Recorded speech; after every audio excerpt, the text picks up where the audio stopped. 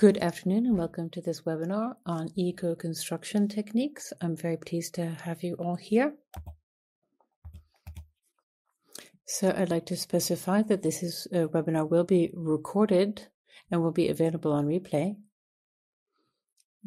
For the English speakers, please note that this webinar will be recorded, and you will also be able to access to a replay. We have also a simultaneous translation available on the channel. You will find all information on the chat. And for any technical issue, you can also ask your questions on the chat.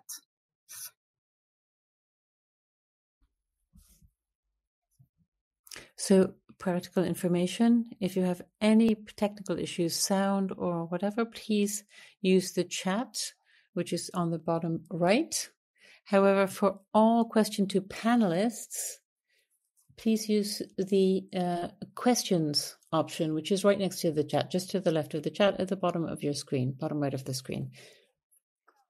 So I suggest we get underway, and welcome to this second webinar on the Thursdays of Eco-Construction, co-organized by the FFEM and the EDEM in partnership with the Ministry for Ecological Transition. These webinars are part of a long-term undertaking of our institutions through a variety of programs, which I could mention about the energy efficiency program, curricula, FFEM, and many others. And there are many other projects led by AFD. We'll be discussing some of them later. And of course, the goal is to promote the reduction of climate impact in a sector that represents 1/5 of all climate gas emissions, and also to adapt to make our built environment more comfortable, to reduce energy use for users and their bills as well, using local materials that are also low carbon, and to mobilize local supply chains, and as well as training and employment. So this webinar it arrives at a specific time frame with the COP30 that's going on in Belém and Rio, and also the 10-year marker after the Great Paris Agreements. There's also the Chaillot Declaration signed by 70 countries. So it's really a pleasure for us to bring all of these topics together at this very unique junction. There are three key themes that we'll be addressing, that have emerged by discussions with about 30 experts and practitioners in the field, which have allowed us to look at three key points or lever spots that we've been adapting, which we've identified that despite many efforts and projects we support, these are perhaps why eco-construction is still marginal to the building sector. So the goal of these three webinars is to look at what means are possible for eco-construction to become really a full partner in the construction section, full place in the construction sector.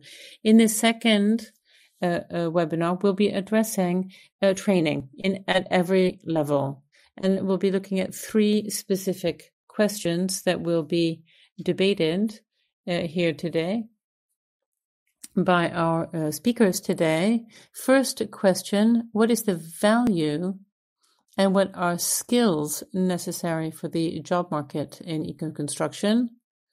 How can we put these forward and recognize these skills for professionals in the field? A second question will be how to train people for working in eco-construction. What's specific about this kind of training at various levels for various actors and partners? And a third issue will be how can we pool resources to develop skills in eco-construction. So I think this will be a very exciting discussion. And so for this second webinar, it's our colleague, Alix Menard from the Education, Training, Higher Education and Employment Division, who will be our moderator. And I will be back to speak again about conclusions and the next and final webinar. So we'll have 1.5 hours of fascinating discussions, and I will now leave the floor to Alix. A good afternoon, everyone, or good morning, good evening, depending on where you're joining from, and thank you for entrusting the moderation of the second WARP to me, which is devoted to training in construction. And I'm from the Education, Training, Higher Education and Employment Division at AFD.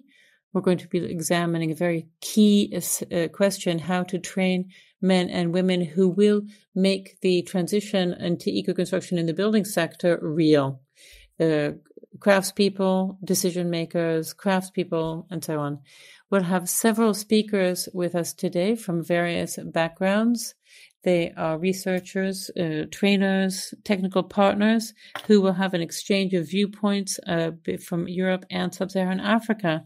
Specifically, we have Hélène Sabatier-Akonor, who is an agricultural engineer by training, and she's also been the head of the Europe and International Development Department section of the ADEM, where she works on issues related to energy access, efficiency, renewable energies, and fighting climate change in Sub-Saharan Africa. Hélène is also particularly interested in the need to take climate conditions into account in construction, particularly the specific characteristics of hot and tropical countries, which require a tailored approach to the design of buildings and public spaces. Hélène has also coordinated the ADEM programs TKOO, mentioned by Orly earlier, and Sen-Abak as well. We also have with us today Ulrich Hungbeji. He is a coordinator for Africa and head of the training section of the Nubian Arch Association. Ulrich oversees the implementation of technical training and capacity building programs in West Africa in order to support the development of an inclusive and adapted program to local resources. Your field experience will really give us a content of how these trainings can contribute to to developing eco-construction in a sustainable way. I'm very pleased as well to introduce Olivier Moll, who's a lecturer and researcher at the National School of Architecture of Grenoble, part of the Grenoble University, and a member of the research unit on architecture, environment, and building cultures. And he's also the head of the housing program of Crater. Also with us today, Vincent Kitio, an architect and head of renewable energies and energy efficiency in the built environment. Vincent is the head of the Energy and Urban Planning Unit at UN Habitat, working on promoting sustainable construction in urban areas and deploying renewable energy technologies. You implement transformational projects for the clean environment and economical building and energy economical building. You also work on carbon neutral construction materials and the construction of resilient, affordable, and adapted public housing. We're also pleased to have with us today Ibrahim Nyong, a materials engineer, a researcher, trainer, and consultant specializing in sustainable construction. Ibrahim's thesis focused on the development of eco-friendly components adapted to the Senegalese context, notably promoting the use of Tifa australis and earthenware, raw earth to reduce carbon footprint. He's also the technical director of the AARMBN since 2018 and supports the Co-Energy Environment Lab at the Polytechnic of the University of Diop in Dakar. And finally, Alexandre, our colleague, who is now a project team manager and vocational training coordinator within AFD's Education, Training, Higher Education and Employment Division. And you will be presenting the experience of the AFD in funding of skills development in eco-construction through presentation of a number of projects led in the Comoros, Madagascar, and Mauritania. And we'll be happy to hear from you on this topic. Thank you so much, Alix. So I'm the coordinator of funding for continuing education. I'm not going to be able to present this in a full manner, but we will be able to have 3 brief examples and leave the floor to the other experts you introduced. But simply to give these concrete examples to what Aurélie said earlier is the question about the skills. We're looking at every level of training, including higher education, with 2 examples that we had in our division at AFD. In Madagascar, we've accompanied at the University of Réunion, where there's a master. It's France Education, International French Education, which is a master's degree at the University of Réunion at the Master Eben, but it's being taught in Madagascar. So it's with a Réunion University, but located in Madagascar. And with this training, we look at the eco-design aspect. Another aspect that we have is through Picobat in Mauritania, and this is a more technical assistance through the Picobat program financed by AFD and the European Union. It's 865 young people who have been trained and developing an ecosystem of small and micro enterprises around eco-construction as a sector where skills are valued, and skills make it possible to develop employment insertion programs and entrepreneurship with the implementation, as we will speak during this webinar, of school work sites. So work sites that are training venues in themselves. So we've been working in 4 regions in Mauritania. The other way in which we can really lever our expertise is we can see in the Comores, and I think Aurélie would also mention that in the 3rd webinar with public funding. So I'm sorry, the amount, something in the tens of thousands of euros, about 40 schools in the Comores. They've been primary, second and lower and upper secondary schools. And we've allowed the re-dynamization of these training, these stabilized earthenware bricks. And so all of the work that's been done in these schools, we're basing ourselves on the National Housing Agency, which is responsible for developing that supply chain of compressed and stabilized earthenware bricks, and then developing work sites. And I think we'll get back to this, the valorization of these building techniques that are modern and high quality, and that also will encourage development of the entire branch. So in our division at AFD, we have a bit of ability to really give value to these skills in eco-construction. And I give the floor back to Alex. Thank you so much, Alexander, for clarifying AFD's initiatives. And it really demonstrates that developing competent skills is really essential to entering the employment market. And so this is actually the first theme of our roundtable. And we will try to respond to the question, what is the value of green building skills in the job market? And so to introduce this first session, I'd like to give the floor to Olivier Moll. We can come have a look at the French experience and what we can learn from them for other contexts. Good morning, afternoon, evening, and thank you so much for the interest you have in this field and for inviting us on. So for the last 46 years, the Crater Association has been working in a tight collaboration with various research labs on sustainable building techniques. by promoting earthenwork building techniques. We've been developing sustainable agriculture styles that are adaptable and valuable for climate change. So we've been developing the techniques, training in them at every level. And also we've been looking at developing the capacity to prove scientifically the value of this knowledge and then to promote it to various actors in the sector.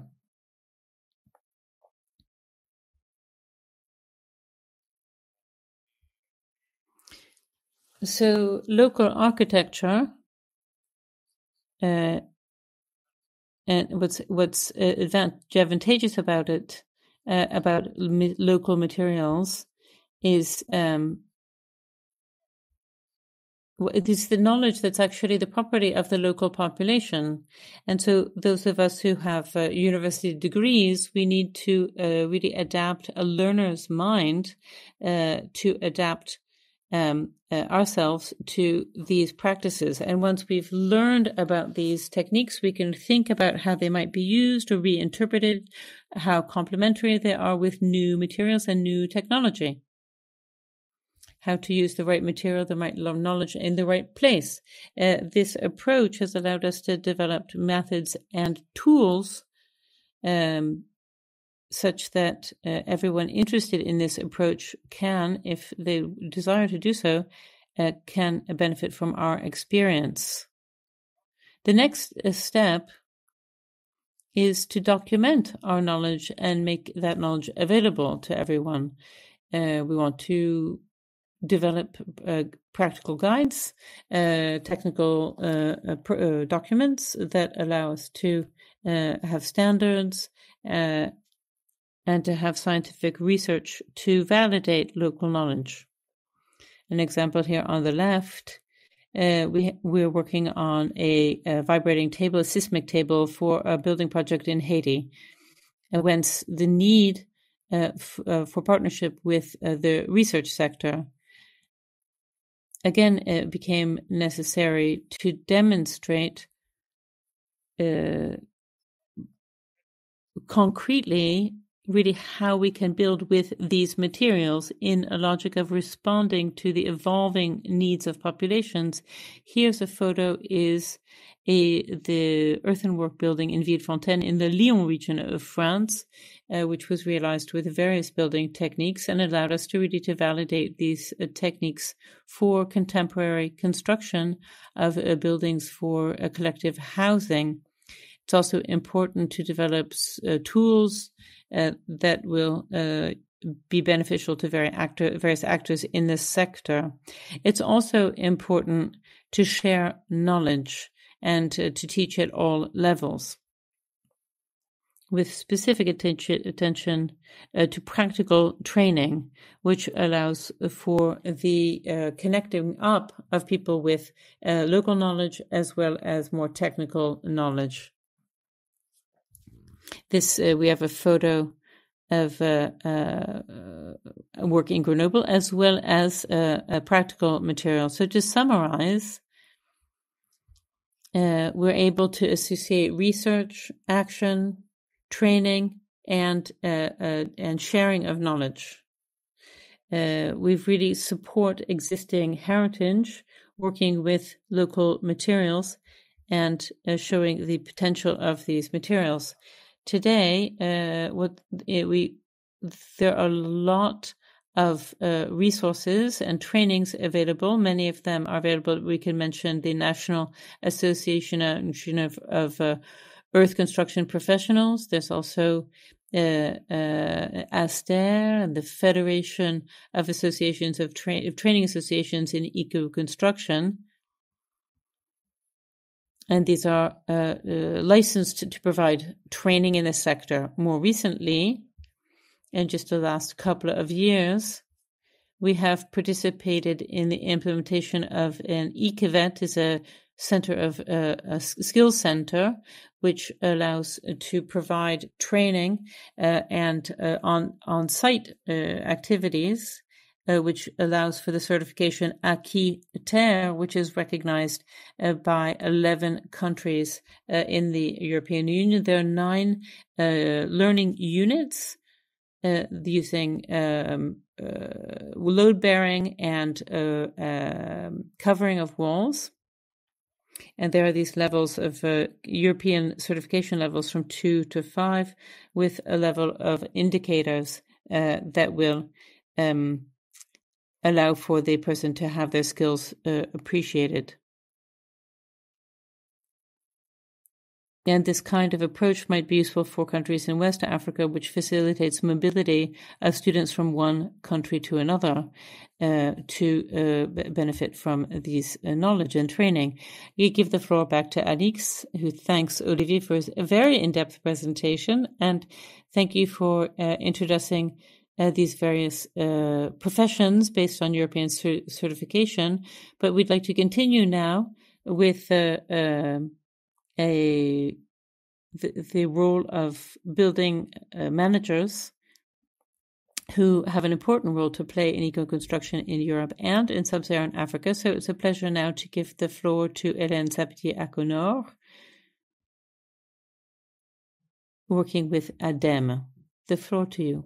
Thank you so much, and good morning, afternoon, evening to everyone. Just a few words to contextualize the work of the ADEME on this topic. ADEME was working on these questions for quite a number of years. In particular, has gained important experience in building in tropical environments, particularly with the French overseas territories, Réunion, French Polynesia, and the Caribbean islands. So really to understand eco-construction in this kind of environment. All of that work is being adapted to West Africa in particular, and concretely in Senegal. So when we are talking about eco-construction, we're also, it's not just about technical questions about which technical choices we'll be using, but also a question of ecosystem of actors. Since we're all concerned with eco-construction, and particularly with regard to housing. So in that ecosystem of actors, there are 2 categories that play important problems and that are complementary roles, which are real estate developers on the one side, and the other side are the financing structures. Why real estate developers? Because they are in the field and are oftentimes are the driving forces behind implementation of eco-construction. They might play that role in 3 different ways. On one hand, they can integrate sustainability into projects by implementing bioclimatic design concepts, by making the choice to use local materials with a low carbon footprint and biosourced supplies, for example, or also and as well as integrating renewable energies, in particular solar power, in the energy use of the buildings. The developers also have the capacity, because they are working both on the offer and the demand sides, they can create a market for green skills. They can demand the use of trained craftspeople in ecological techniques. They are also able to collaborate with vocational schools and universities working on the topics, and they're also capable of contributing to promoting new fields or professions. They are also change actors in their capacity to build large volumes, and they can demonstrate the interest and benefits of eco-construction, particularly with regard to savings over long term, and also the value of the durability of the buildings, not to mention comfort. They're also capable of raising awareness among customers and partners, and also serve as showcases for new practices.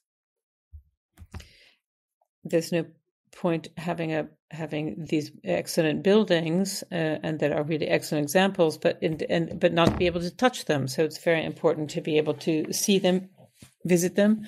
What we see here is a building on the campus of the university in Dakar, and that's been receiving several thousand students for quite a few years. So this was a very significant engagement to use eco-materials and to use various techniques with natural ventilation and shading techniques and so on. We can see these techniques all brought together here. So when we're talking about real estate developers, this is important, and we can also have the role of local parties. In Senegal, the choice was made. The departmental council made the choice of having clean building techniques and using earthen bricks, and also demonstrates the importance of the implication of a major actor in any given territory. So for the next slide, to talk about technical and financial partners, and they play really a role of structuring and as being catalysts, because they can fund and support innovation. They can fund pilot projects and building example buildings. They can have green funding and various guarantees for sustainable developers. This can be climate funding and so on, a whole variety of options. They also can do capacity building with regard to techniques. They can support professional training, craftspeople, engineers, architects. They can support research on local materials, as well as using labels and certification. They are also change actors because they support standards, green standards, and can really accompany states in sustainable urban planning.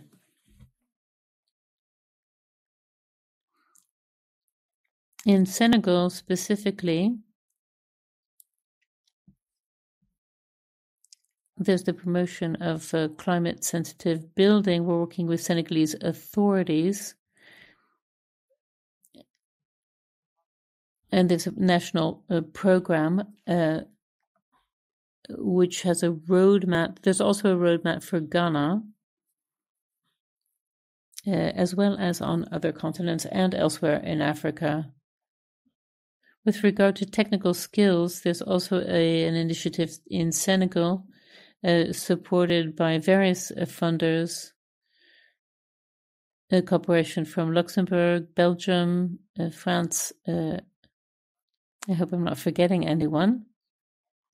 Using European funds to contribute to professional training on a sector basis, in particular with regard to sustainable construction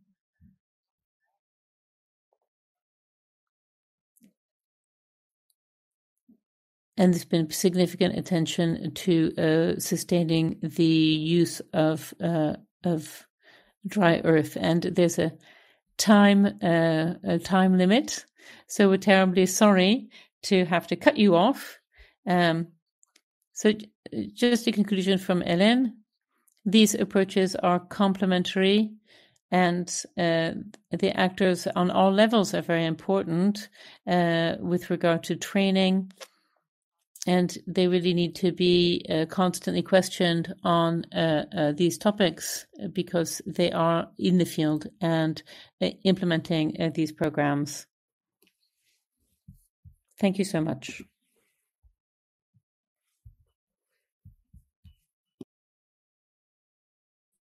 Thank you very much. This was very interesting. Now, Mr. Vincent Kitio is going to. Vincent is the next speaker. Vincent, perhaps your microphone is not on. Good afternoon, all. Before I start, I'd like to thank FFEM and AFD for involving us in this very important webinar on eco-construction. For us, it is a key element at UN Habitat. UN Habitat, in fact, is the UN agency handling the promotion of human habitats. In particular, it does focus on sustainable urban development and access for all to a decent housing. Now, to set the context and to contribute to what Olivier and Hélène said a while ago, I must say that today in the world, we are facing 4 challenges, major challenges. And these challenges are characterized indeed by, in the global south, with extremes to which that need to be addressed. First of all, I would like to start with a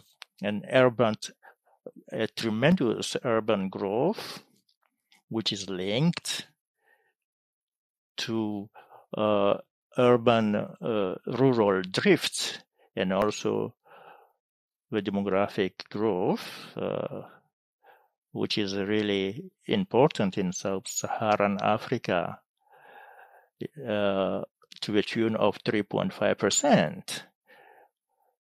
We have also an urbanization which is not followed by adequate construction and housing, and the majority of urban dwellers are in informal dwellings. And combined to that is the housing crisis. SDGs promise to provide every citizen in the world a decent world by 2030. However, figures are showing us to do so, we need to build over 230 million housing units. This is in sub-Saharan Africa by 2030. To this, one has to add growing unemployment among the youth.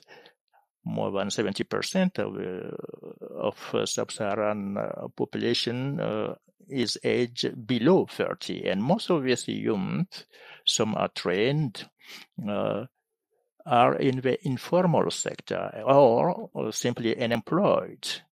This does create a crisis, a governance crisis in global South countries. With the Gen Z generation, we did witness how governments are looking for employment for this youth. And one has to add to that the climate crisis, which today is impacting everyone, whether you're talking about the global South, which are more impacted, because they lack resources to address the consequences of climate change, flooding due to the lack of infrastructure. All these 4 challenges that I have highlighted, one can say that the solution could be to find a common denominator around eco-construction. This is why we believe that eco-construction does have some solutions in order to overcome the challenges. One has to start with a planning, construction of decent housing, and also we need to a mass production of housing. This is very important, and it's also important for the North. And we need also to decarbonize construction using local material with low carbon emission, as mentioned earlier by Hélène, that is the design of the buildings and the architectures using low carbon materials and natural materials. Next slide, please.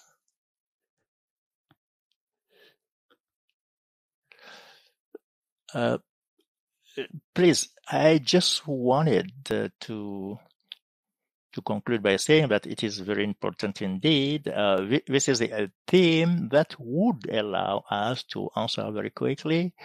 If we invest, and we invest all the necessary energies into promoting eco-construction.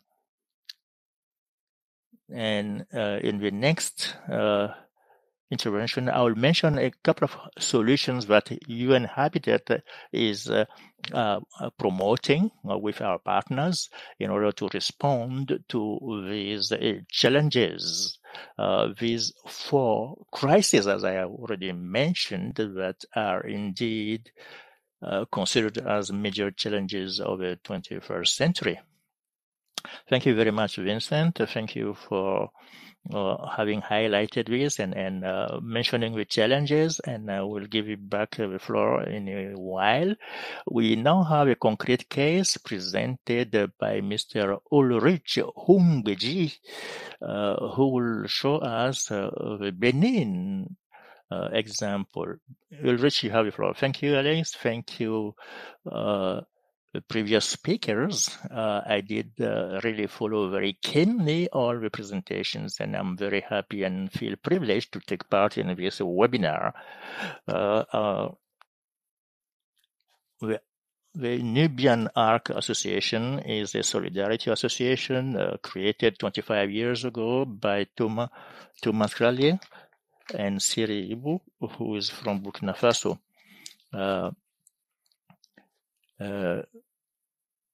And who have worked on many workplaces. We want to have to popularize the Nubian Arc Association building techniques without iron and many other materials that are not really needed for this Nubian Arc architecture and construction. We also popularize our techniques in the rural areas who have some needs and who are confronted with the impact of climate change. It is in a way of contributing to reducing the various impact of climate change or mitigating them. We are in 7 countries, Burkina Faso, Mali, Senegal, Côte d'Ivoire, and Mauritania, where we have technical partners. And we intend to go beyond that to North Togo, Chad, North Cameroon, and Niger, wherever we feel the need does exist.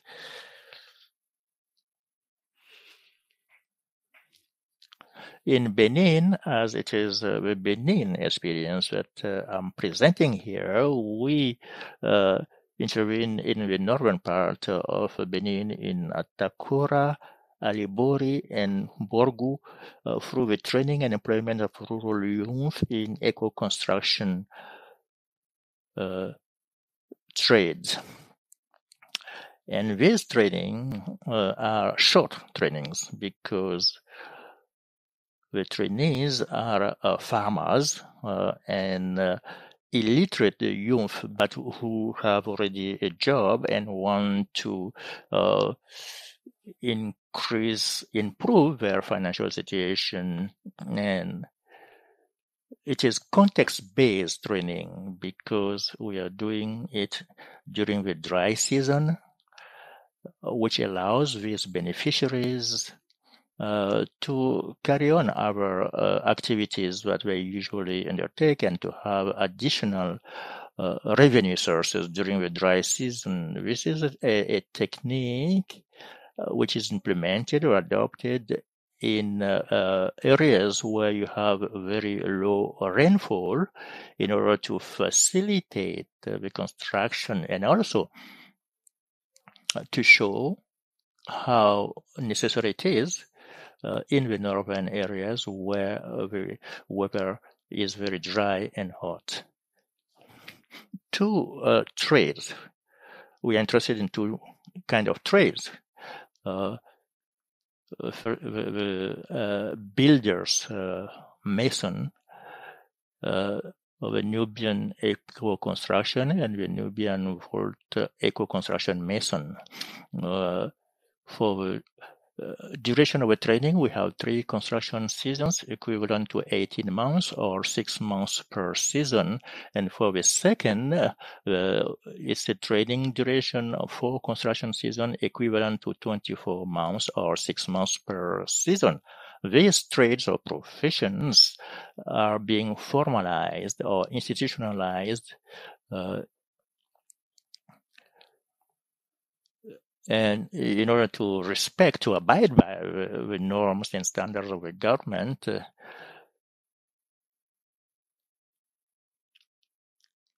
in the French-speaking area, we have the support of the government to come up with develop documents that can allow for the training and we have skill reference framework, or training reference framework, assessment reference framework, and teaching guide. All this does give the pedagogical framework and assessment framework for the training. And it is a dual program, 80% on-site training and real construction sites supervised by master craftsmen, and 20% in the vocational training schools through some school settings that have been created in the area. Now, 2 types of certifications are provided. What we call a certification by VAE, where you need to have the level of a certificate of professional qualifications for those learners who are illiterate. We also have another certification, professional qualification, to avoid the language becoming a barrier. We have this kind of module. We have also a higher certification by accreditation by the CPQ, and this training can be pursued through the training in collaboration with vocational training schools. We do apologize, and perhaps we need to conclude and come back in the Q&A session. Yes, I was saying that these trainings are provided by the vocational training schools in collaboration with artisan masonry associations. And yes, that's about it. Thank you. Thank you, Ulrich. Your reflection on the added value on the market is indeed very important. We are going to come back to it in the second part of our workshop, how to train efficiently in eco-construction at all levels. And we are privileged and we have the honor to welcome Mr. Ibrahim Young, who are going to tell us 2 manners in training in eco-construction. So Ibrahim, without further ado, you have the floor. Thank you very much for giving me the floor to present my experience in terms of training. And it will have 2 levels. First of all, to have upper education based on research, and to see to it that there is a virtuous circle of research, training, and innovation, so that curricula can be enriched by recent innovation in using material, and later on, when they exercise their profession, they can implement these solutions. And this can go through, first of all, by having training and pedagogical material. Before I talked about material, I think we need to know that these future architects must know how we can design a building without taking on board the specificity of the area. And this is the basic. And then we have modules on the building materials. It is already the case in the Dakar Architecture School. And in this, what we teach students is, depending on the territory, what are the raw material, how to identify them, how to use blocks and earth blocks and so on, how we validated through the implementation.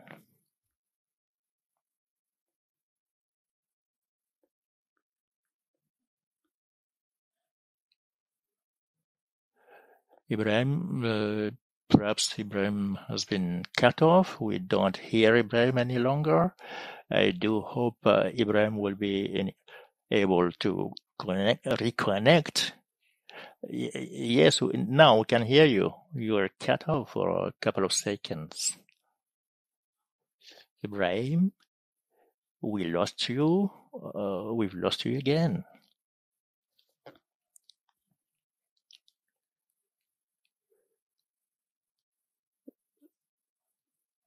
Now I can hear you.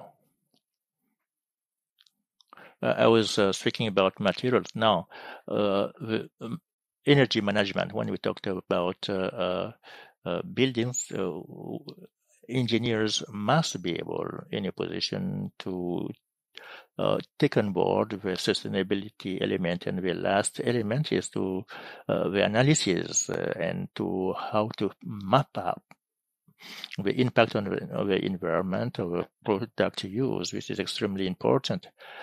With regard to the bridge building between research and training and construction, it's already the case. Once again, we have lost Ibrahim, unfortunately.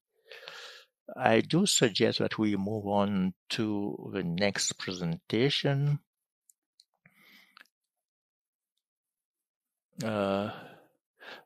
Vincent, while after Ibrahim's intervention, perhaps you are going to present us the needs in terms of training and massification of training. We'll come back and revert to Ibrahim whenever possible. Thank you very much, Alex, for giving me back the floor. From the onset, I would like to recall the context. Sub-Saharan Africa is faced with several challenges, specifically in terms of experts in architecture and building construction.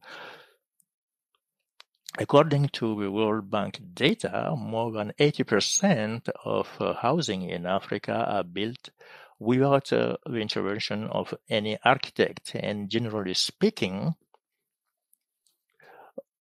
plot owners are the ones who build, or masons and other masons who have been trained on the job. And when you look at the number of architects, one note that for 100 and 200,000 inhabitants, we have one architect. This is very worrying. And this does also explain the proliferation of indecent housing and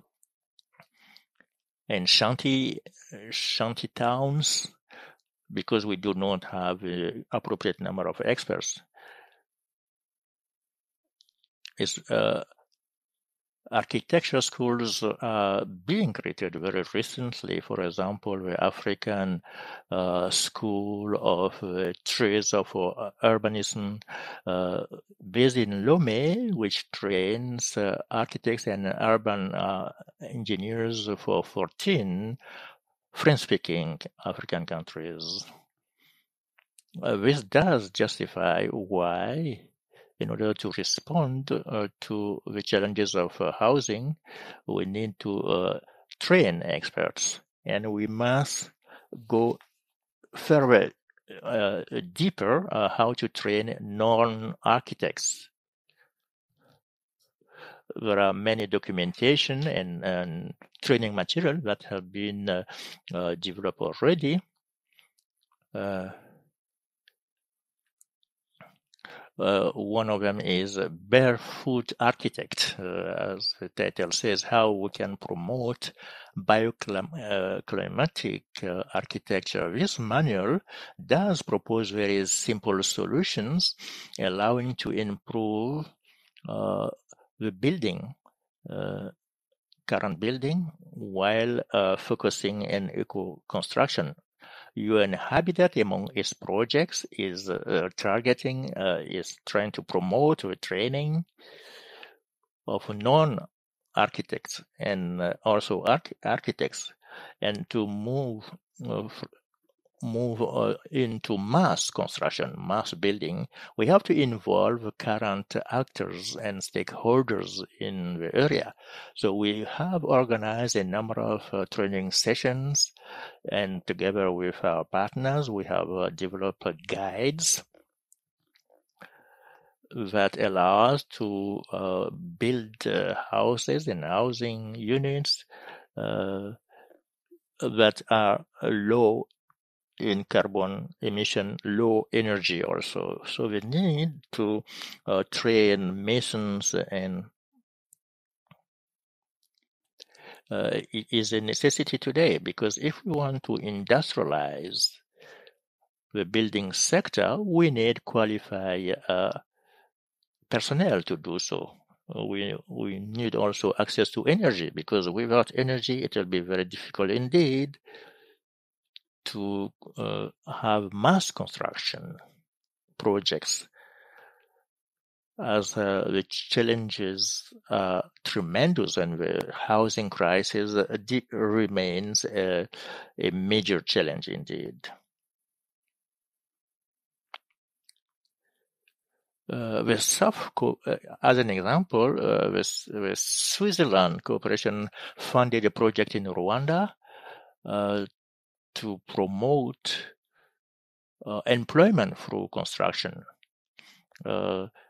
climate-friendly construction based on all which value chains with low carbon material. The design of a building, the design is done together with occupying owners, and the youth are trained in the techniques, and we can see some informal neighborhood being transformed into modern neighborhood, and most of the youth who have been trained can build housing for a greater number of people. And in doing so, we believe that not only this is value for money, it is sustainable because it does adhere to climate and standards. We believe that these are solutions to be promoted.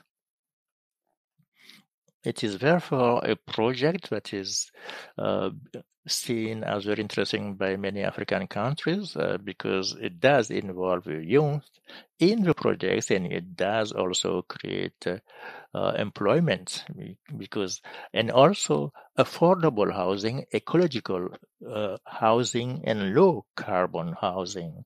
I think I will stop here for the time being. Thank you, Vincent,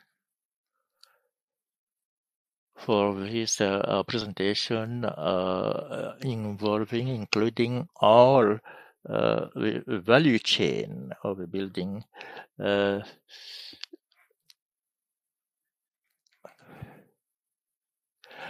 Now, yes, we do have an approach that a market-oriented approach. First of all, to create the offer to the various trade and professions, people like technicians and entrepreneurs and architects. And the second pillar is supporting demand through awareness raising and supporting for rural families wishing to build using Nubian art techniques, and also to have financial incentive to encourage them. And last pillar is how to develop a favorable environment as through the mobilization and bringing together a group of stakeholders, state, technical, intermediary, financial, and institutional partners at the local and international levels. We have also another approach based on the territorial deployment of a sector, as this is a technique that is primarily focusing on the rural area. We focus on operational partners. That means any farmer association, women association who are based in a certain area, and when they decide to support us in deploying our activities, whether it is at district level, department level, or circle levels, or communal level, which is a lower geographic unit, or whether we can really support the deployment of the various activities that we are undertaking. At district level, the operational partners are called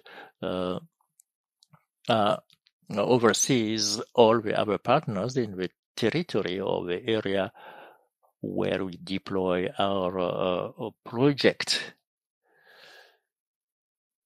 And the territorial setting is a higher area than the unit of implementation.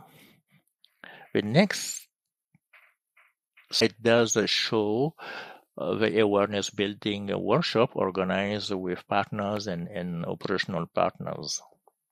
Obviously, there are some principles that we need to abide by, to respect, in order to guarantee a good operational deployment of a training. By that I mean that we must respect apprenticeship training, which is indispensable for the project to be successful. This consists in training the rural youth by local masons and builders, and who are artisans, masons, who are motivated to train. The training must also be decentralized. It must be context-based, because most of these people cannot read or write. So the curricula has pictures and given situation, explanations, and so on. Another principle is the principle of insertion, inclusiveness. The training is not meant to train people who will have no job after the training. They should be able to implement what they have learned. They are inserted because they have some clients. As soon as they finish the training, they find already there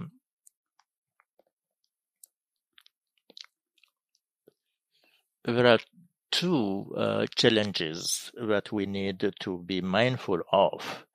we have to take on board the specificity, the characteristics of a rural area with illiterate people.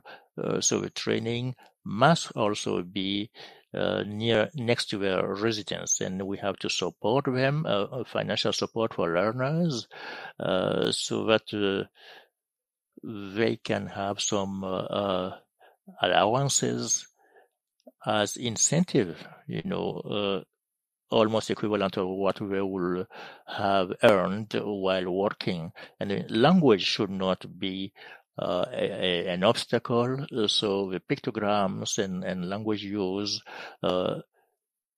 is the local language. And also there's a need to support the market as it is in an emerging sector, and there is still a lack of companies and job opportunities. So financial incentives for eco-construction should be deployed, as well as the deployment of community building and supporting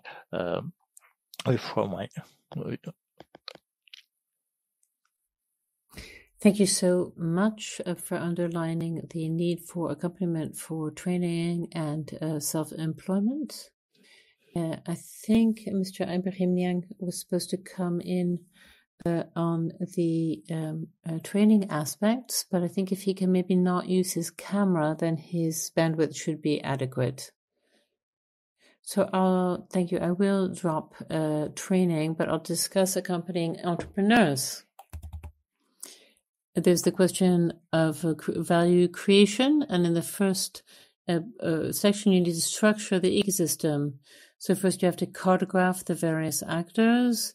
There are various actors. So first of all, there's in Senegal is a case I know well. So you have people who are harvesting, and then there are people who are preparing materials, and then there are the development of the materials themselves. So we need to map these various actors. And they're in any territory. There are available materials. There are particular technical concerns, and so on. So when you're working on a bioclimatic concept and design, you need to be aware of these. You also have to encourage synergy, perhaps clusters in which there will be small businesses, architecture firms, craftspeople. So the people who make the materials, those who design them, those who supply them, and they be sure that the use of the materials will not pose any problems. And next concern is capacity building. So in addressing the entrepreneurial spirit, it's really important to have we need financial models or economic models such that their activity be durable over time. So we really need an eco-construction sector that can last through time throughout West Africa.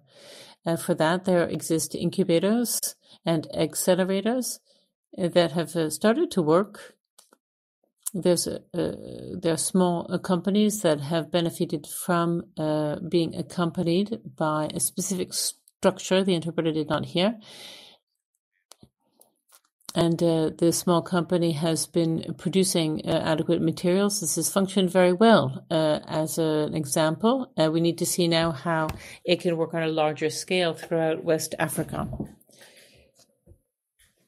My two last points are relative to financing. How to fund these entrepreneurs such that they can grow their business, increase their productive capacity, and certify their products, because that's really an important issue.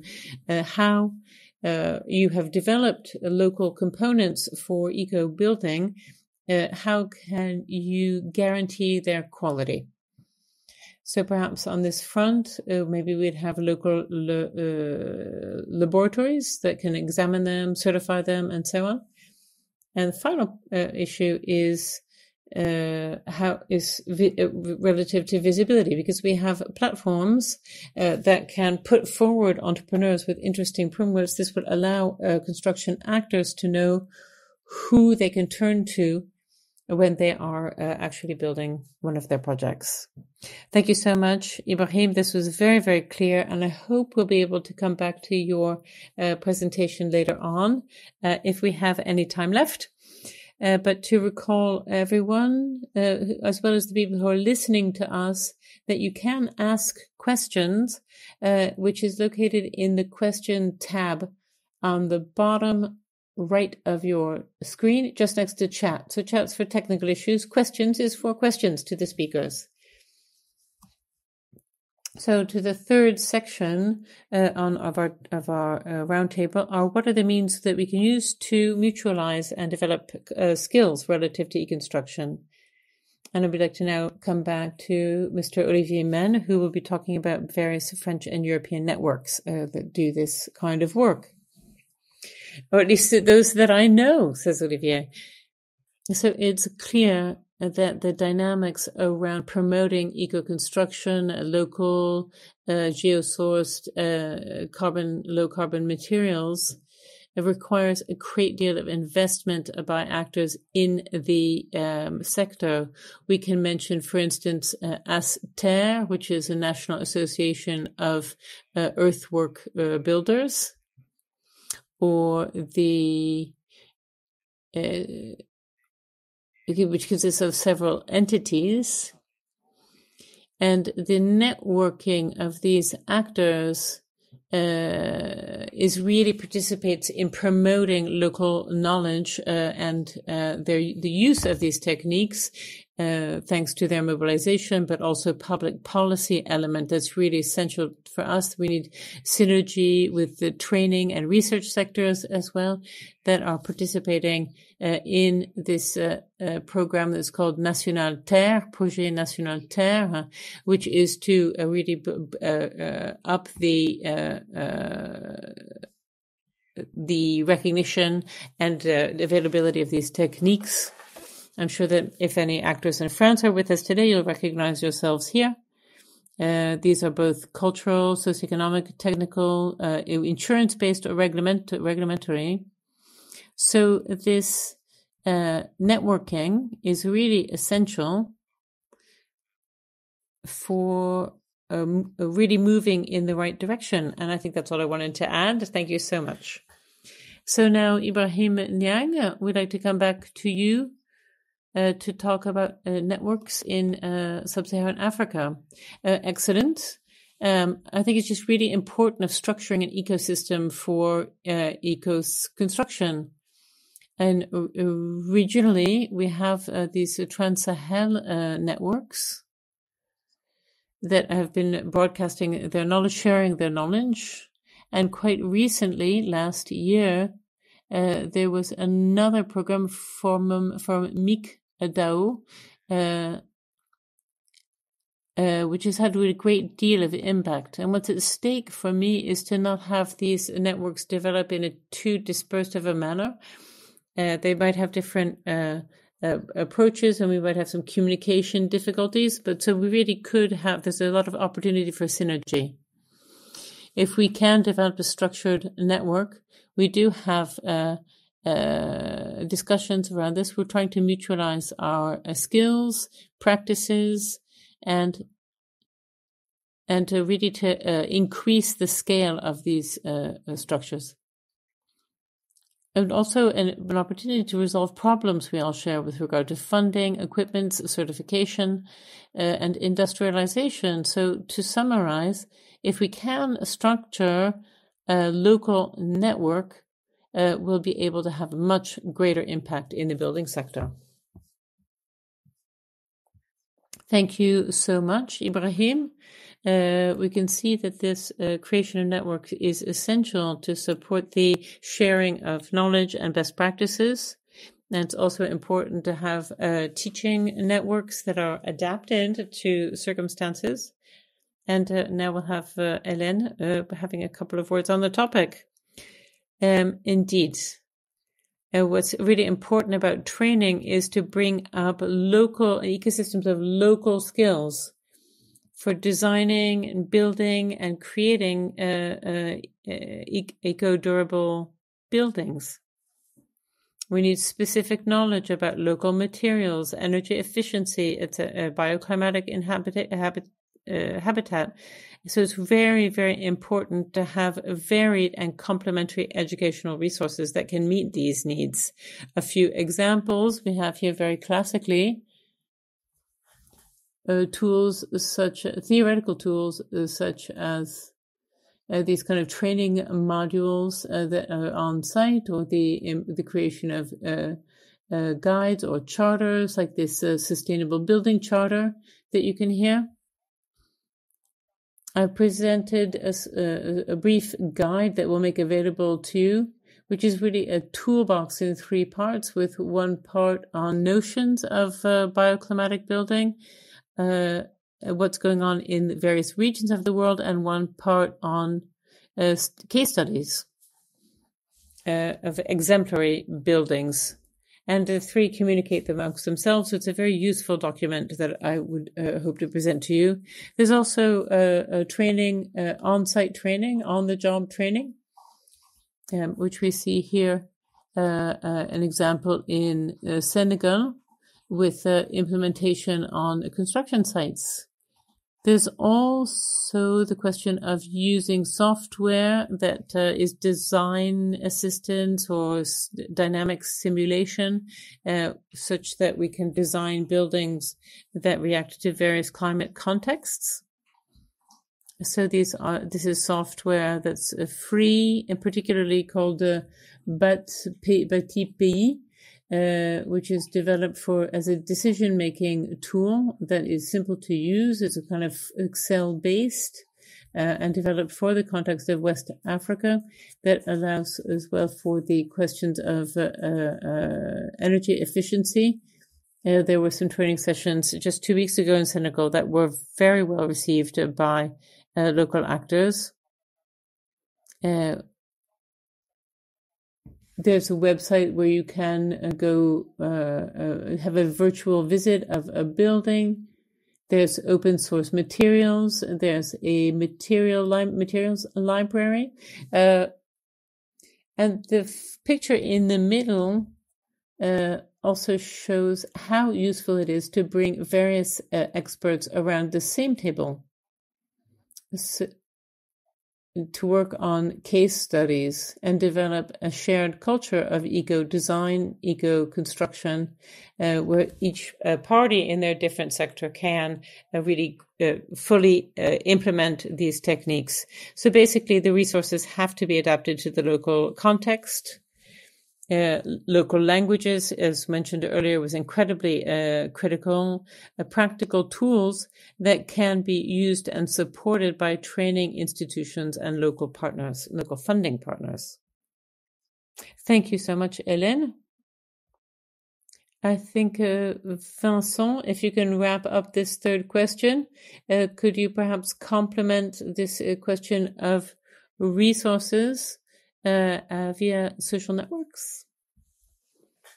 Your microphone needs to be turned back on.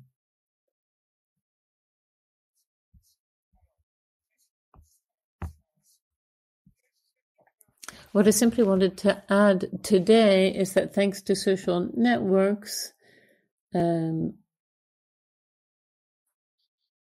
really are a platform, or really kind of a multimedia library, which makes it possible to share skills in an exponential way.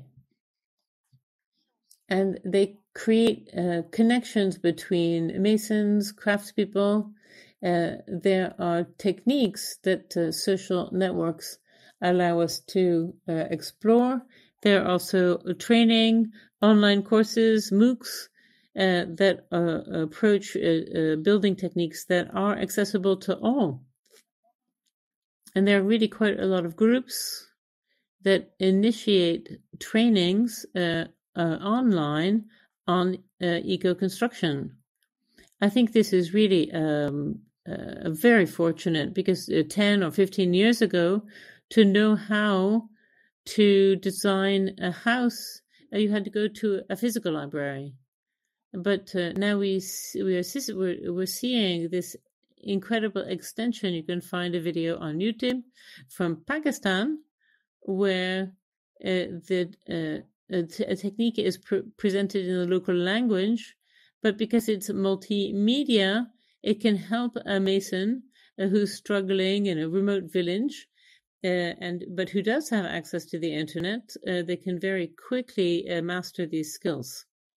So I think it's really essential, and we really need, as Ibrahim said earlier, we need to see how this can be regulated or at least streamlined or harmonized, and how we can include this information in existing curricula.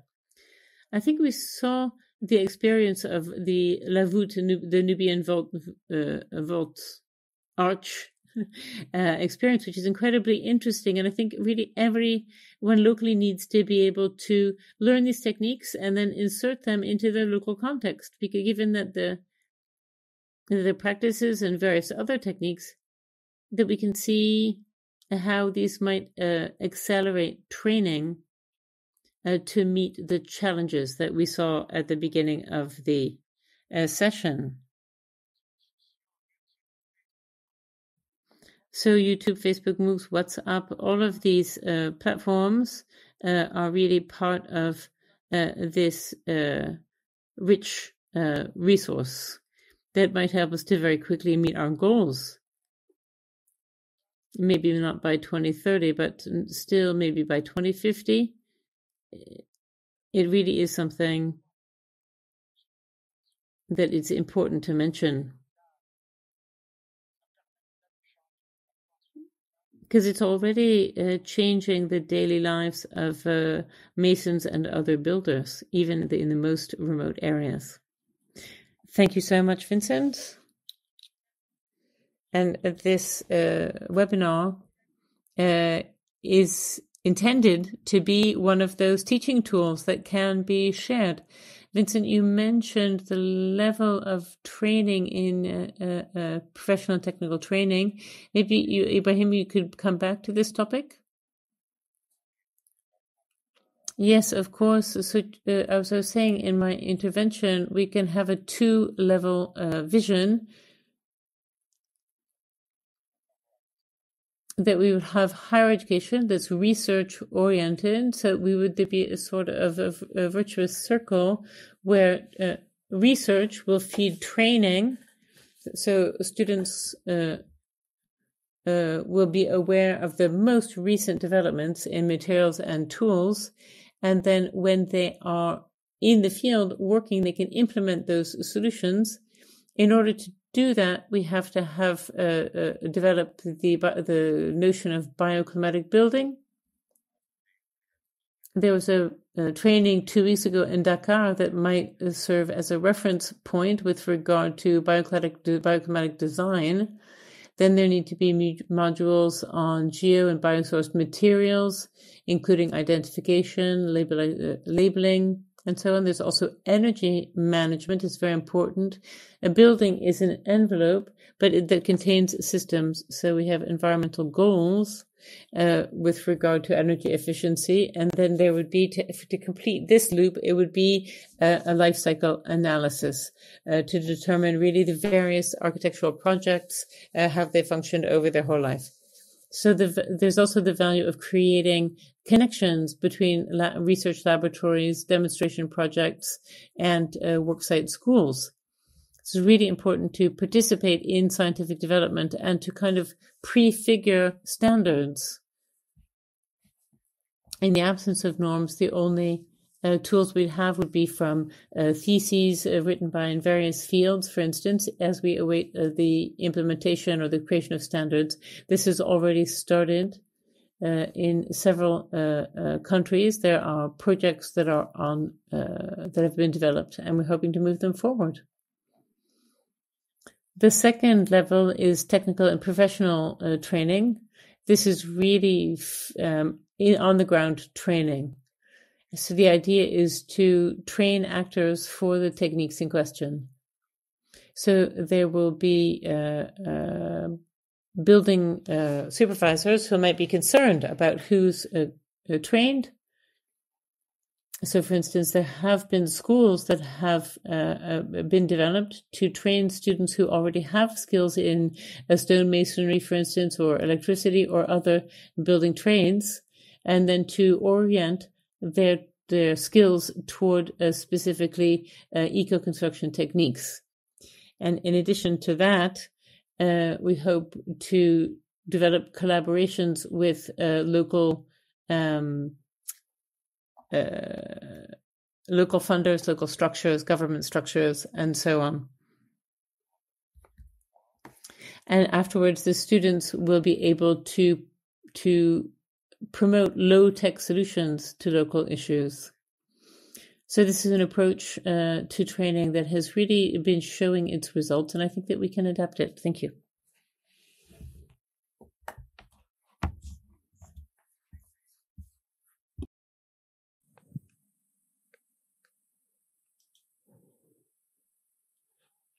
Now, I do suggest we move on to question and answers. We still have a couple of minutes to take some questions. There's a question addressed to Olivier in the chat.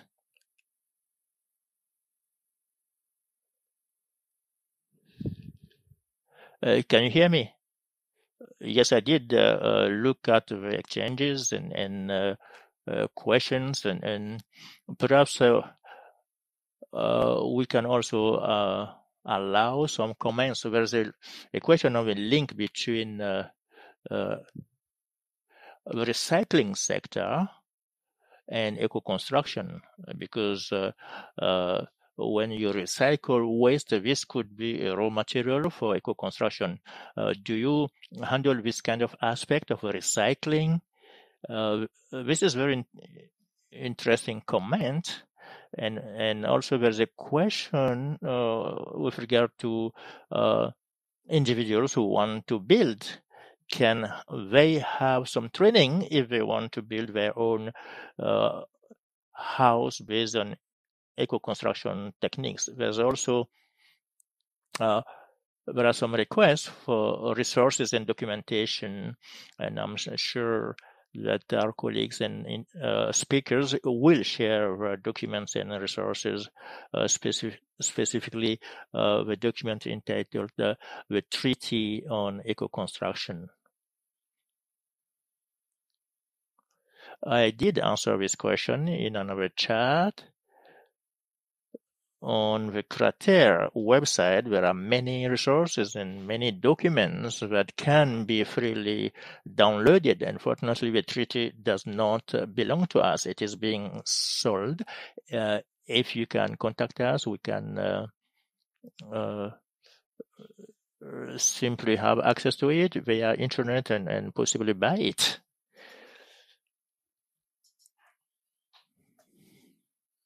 There's a question on the linkage with recycled material. Yes, may I give an answer on this? Indeed, I wanted to say that there are a lot of experiences in this sector of recycled material. For example, plastic. We see more and more entrepreneurs who are recycling plastic mixed with sand and to have paving material. Here in Nairobi, the demand is very high on that. So this is one solution. Another solution could be during building construction, one can use the earth, which traditionally was considered as a waste. We can use this and transform it into our building material. We call this, indeed, resource recuperation. That is the circular economy. And the experience that I showed you on the Kigali project, in fact, we use agricultural waste as a fuel for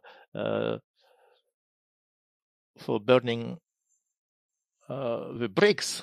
So this is a waste which was usually burned. Now it is being used in ovens.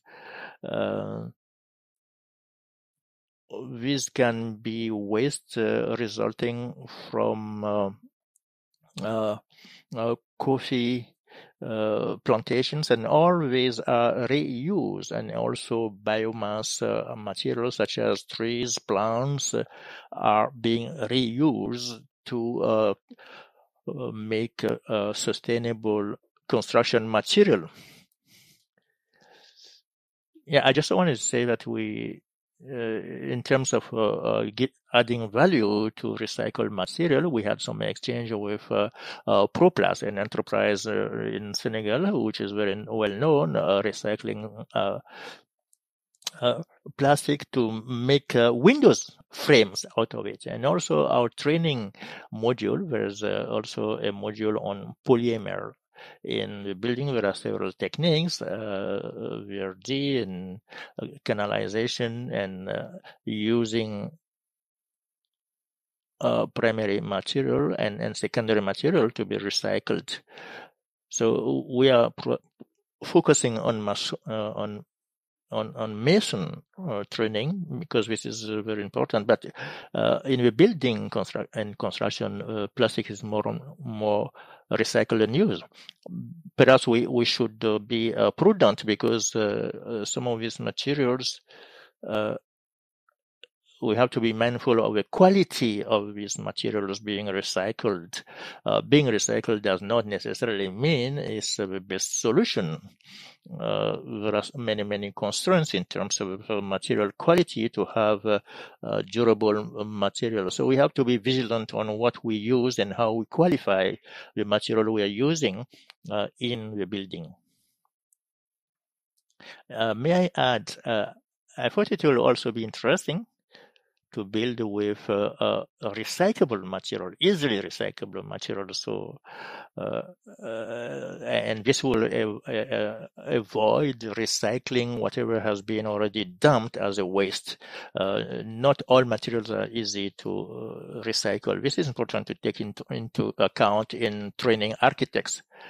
Yes, this was part of our project where some of the remaining material in the building site could be reused, but it is not always as easy as that and as optimal as that.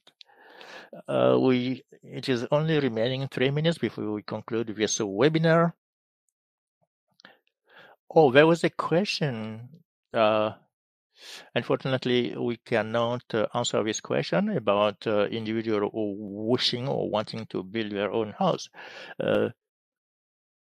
Well, in relation to individual, particularly,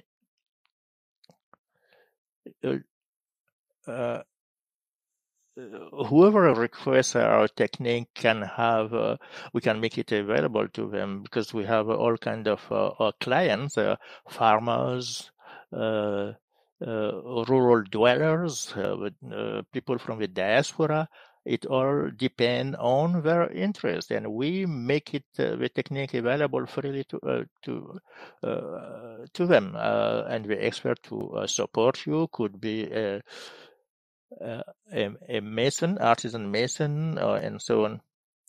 Thank you, Rich. I'm so sorry we have to cut you off, as we no longer have time. I was very flexible, but the rules of the game are to abide by our timing. Thank you very much. We are now concluding. I must say that it was extremely rich. I did note 3 main things in terms of stakes, that is the pyramid of age of the employment of a youth and the need for housing in Africa are some of the contexts that are favorable for eco-construction. So this is an opportunity to seize, and also on training the fundamental role, not necessarily about all levels of eco-construction, but all type of stakeholders, masons, scientists, architects, higher education graduate, and this the word of companionship was used. It is therefore to have a virtuous circle of trainers from the crafts women and men with mason operators, architects, scientists, material manufacturers, so that this kind of cluster, as mentioned by Ibrahim, can properly work. And the third stake that I noted, there are many others, obviously, and it was recalled by Helen, the value chain of public construction demand, so that all the people involved can benefit from this training. And this will be going into the next webinar of scaling up. We had a concrete example of Kigali, a project in Kigali. It was also very interesting to recall some of the challenges and the risks to avoid, the risk of fragmentation of initiatives. And this does show the richness that we have so many initiatives. We try to be as inclusive as possible with speakers around the table, actors from the global south and global north, and also the interest of sharing resources and diversifying actors and profiles around the table, and to cross-reference all the experiences and use digital tools, as recalled by Vincent, in order to access to some feedback on experiences and also to be able to share via web and digital platforms. In our experience at we will put the conclusion of this webinar on our website. It will be possible to access through replay. This was as a conclusion. I would like to thank all our panelists. I would also like to thank Alex for the moderation and all the technical team of FFEM and Sacha, who really played a great role in the organization of this webinar. Elizabeth and Severin, who also ensure that everything is working properly. The next webinar will be on Thursday, 20 November, to talk about changing perceptions and amplifying the impact of eco-construction, awareness, communication, and scaling up. And we'll have a rich panel. Please go to the replay. Thank you very much, and see you soon. And all the best in eco-construction. Thank you very much.